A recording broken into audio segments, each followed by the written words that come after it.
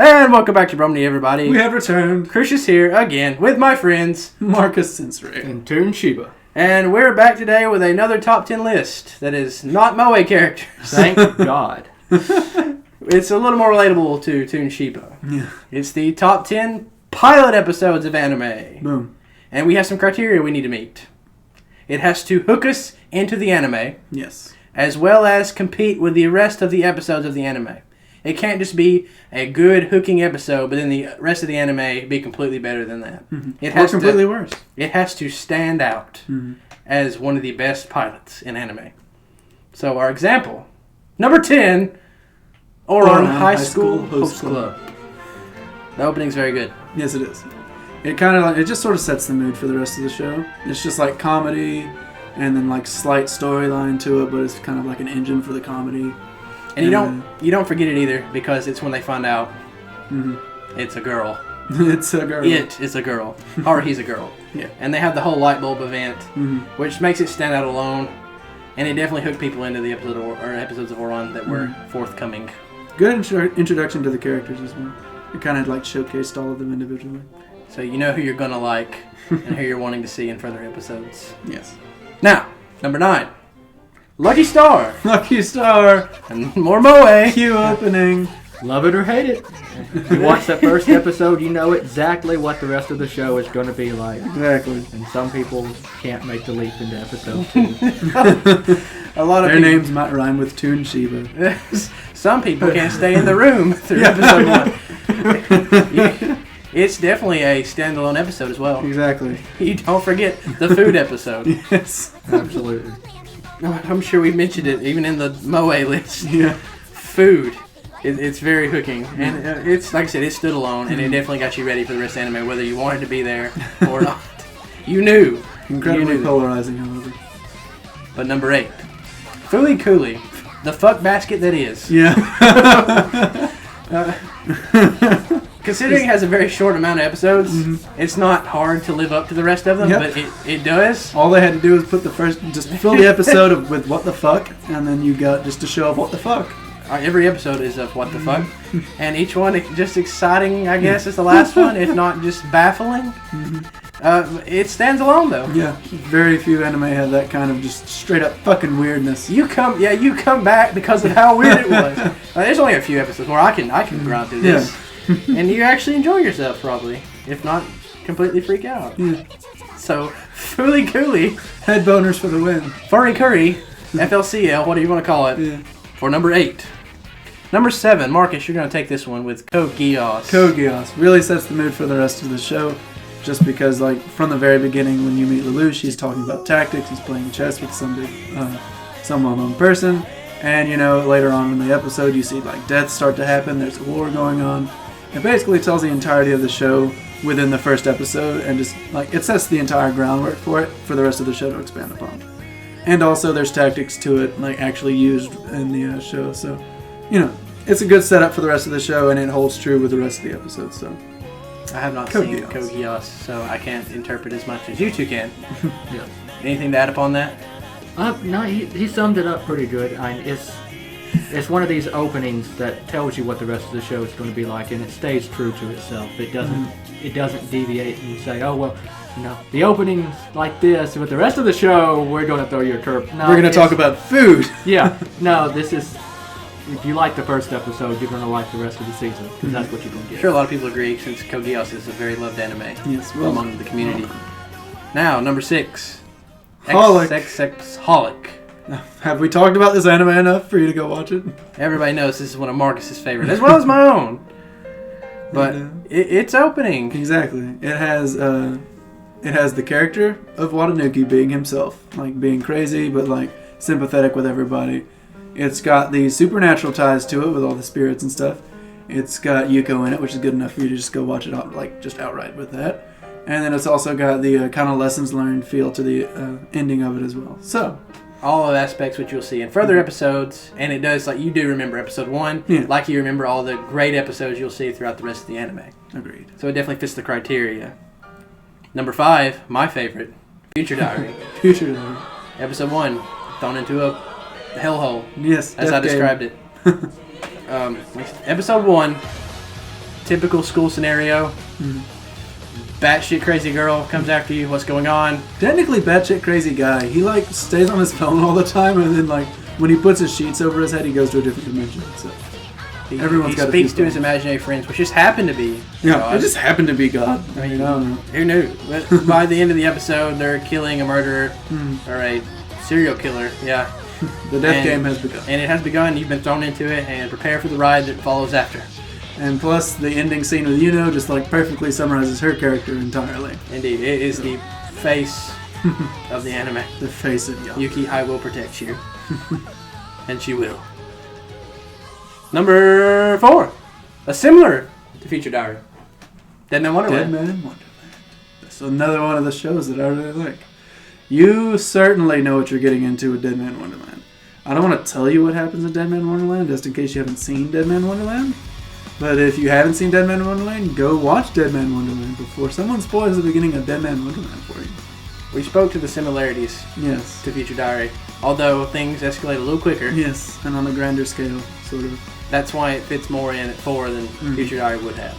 And also, just like throughout the entire show, basically episode 1's formula, it's not that it's repeated, but it's like shown over and over again.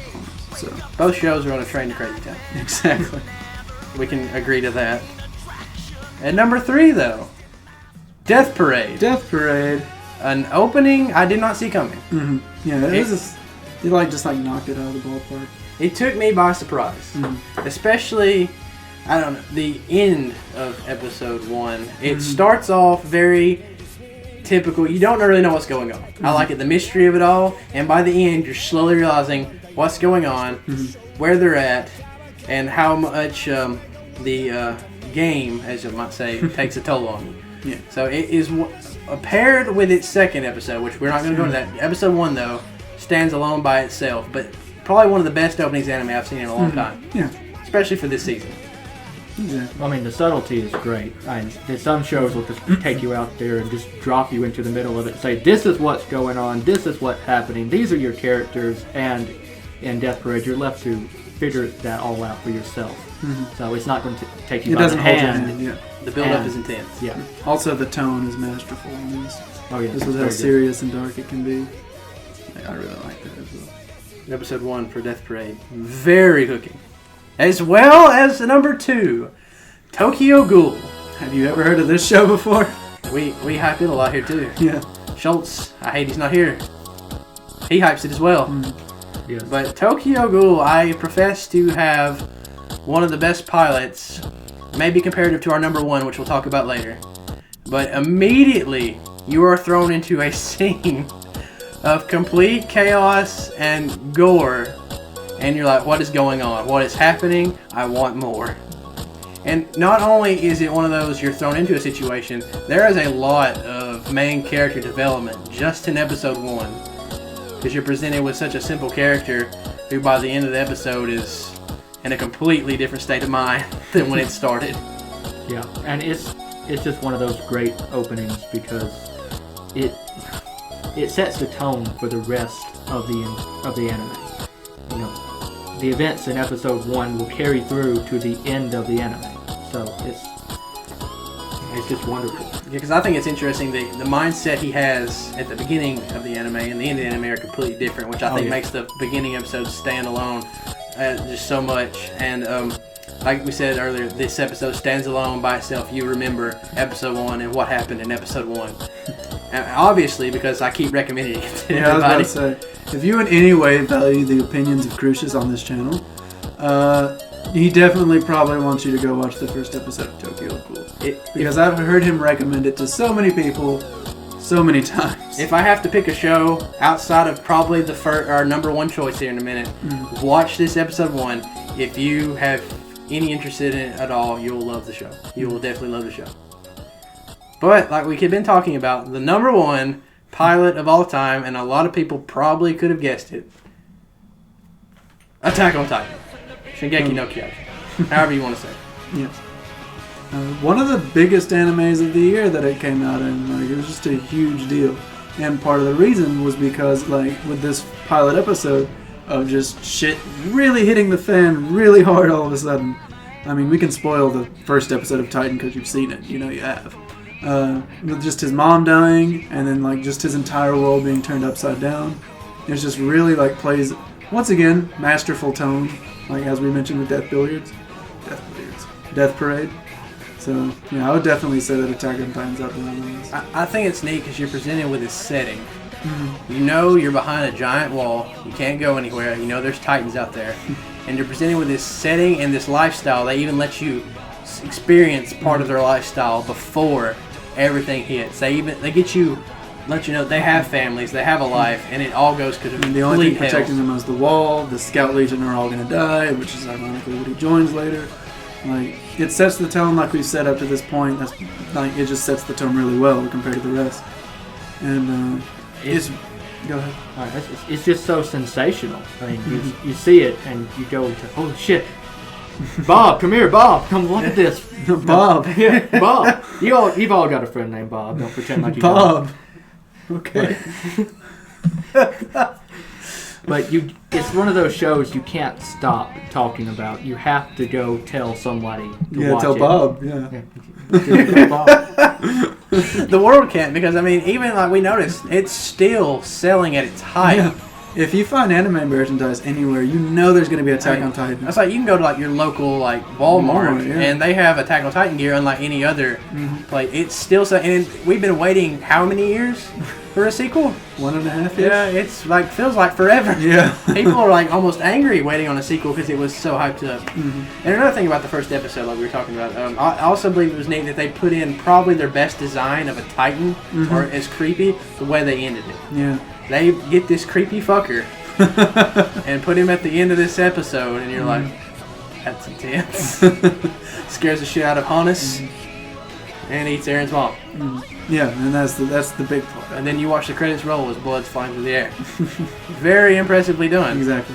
And you're getting a good taste of the soundtrack throughout that episode too. They really, really hook you. Yeah, they brought it home on that one. Which has it at episode 1 because the effects are obvious. Also, like I said, recommend that to anybody. Everybody, go watch it. If you have somehow, by some miracle, not watched the first episode of Attack on Titan and I spoiled everything, I don't care. Go watch it. It's available on literally every streaming service ever. They want you to see it. Yeah, everyone's picked this up because they know there's If you don't have the internet, you can buy the DVDs. Yeah. Like almost anywhere. They're everywhere. Go buy them. Go watch anime. Watch anime. Yeah, watch anime. Bromandy supports anime. Anyway, thank you for listening to our top 10 list and us talk about our random shit. If you enjoyed this top 10 list, check out our other top 10 lists, like our Moe characters, Boom. or some of our more specific top 10 lists. Also, check out our anime reviews, as well as Marcus's character study classroom. And maybe we'll have Toon Shiba back as well. He's on some of our podcasts. Check out those as well. But until next time, at Bromandy, this is Crucius signing out. Later, guys. See ya. Bye-bye.